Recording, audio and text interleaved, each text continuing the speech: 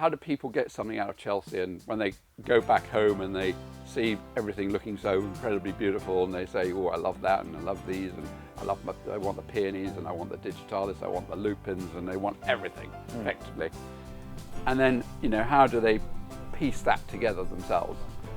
As I always say, that the most important thing is the structure of a garden in winter, because that you have those 3-4 start months where you need structure. You need a backdrop where you have some green, evergreen, be it pine, be it some type of evergreen backdrop, and then you can then plant, your Betula nigra, because it has that beautiful bark.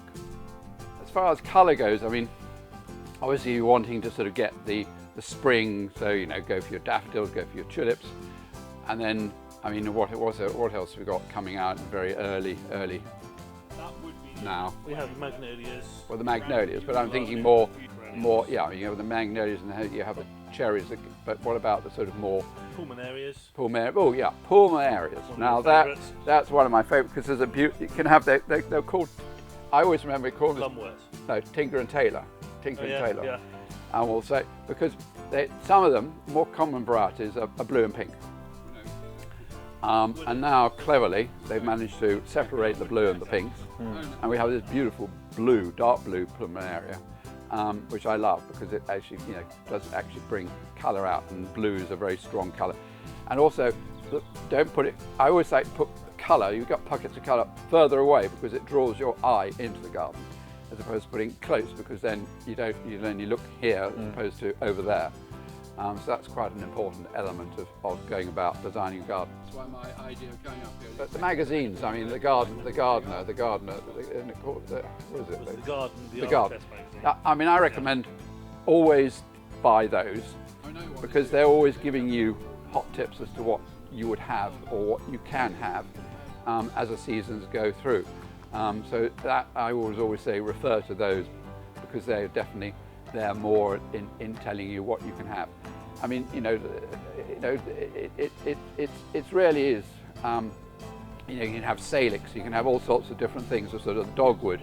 You can have the dark red, or you can have the sort of fire glow. Midwinter fire. Yeah, which is the orange, unbelievably orange again. And you put those far enough away, and it will, make you see the depth, and that will make your garden seem bigger. That's sort of the way I go about it. Any other thoughts? I think, well, even if you think about early perennials, there's the primulas, which are also useful for damper areas of the garden. This is often quite tricky to do. And other shade-loving plants, the Omphaliodes, Cherry Ingram. Again, you've got that vibrant blue flowers round about now, starting to flower now, which can really lift a garden. One of my favourites I always look forward to is the peonies, because you can't go wrong with a peony, because it's such a huge range, from the dark red to the whites to the more delicate, the petals that are sort of the doubles or the singles. You get the single flowers, you get the petals, or you get the where the serrated. So they're fantastic. And not just on the flower colour, but also just when they're coming up through the ground, they just give you these beautiful, delicious sort of dark red stems that just start to bring the garden alive just as they're coming up through, which is still quite a bit to go until you actually get the fruition out of it. But at least it starts to just characterise the garden a little bit in those early months. Good point. Another one on colour, which is something, if you've got the patience, is wallflowers, because that you buy bare root and you plug them and plant them, and now, as in literally this month now, they're all coming out. So you have the sort of yellows, you have the very amazing dark purple colours. Smells not great, but it's a very nice dramatic colour at this time of year. Trends now, I don't know, I mean, maybe Chelsea is sort of the part of the thing that sets the trend.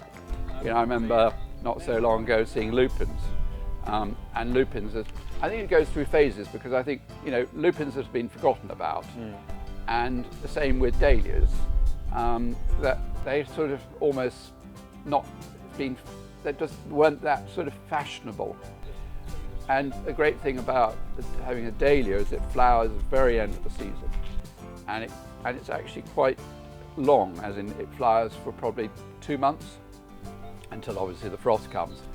And depending on how much shelter you have in the garden, you can either leave the root in the ground, or some people take it out of the ground so it doesn't rot if it's too damp. I mean, who knows what the next trend will be. But I think the most important thing in gardens is also decide what your colours are going to be. And I say, don't go for that splattered, tapestry type garden. I always want to see plants, if you're going to make a bold statement with the plants, either plant 3 or 5, always uneven numbers, or unless you've got one particular species, specimen, then obviously only plant one of those. And think of perpetuity of trees too, which is something I always go on about. People say, oh, I'd like to, and then plant 3 trees together. I say, no. Either plant the tree you can afford and let it grow and let it mature over a period of time, but don't go planting 3, because you're going to end up damaging all 3 of them, because they're all going to eventually grow too close together. So one side of that tree or shrub will effectively have no light, so it's misshaped. So when you go to take out the others, because they've grown into each other, it's a disaster. So keep it down. If you want one particular amazing shrub or tree, just go for one, and give it room to grow. It's always a sad mistake when, I always tend on average, if I'm planting a beech tree or something, I probably want 8 meters between the next one. Even that's quite close, but it gives enough space for it to grow. You go 10 meters, but it depends on the space you have. So always think about that, depending on the aggressive nature of the tree, of course.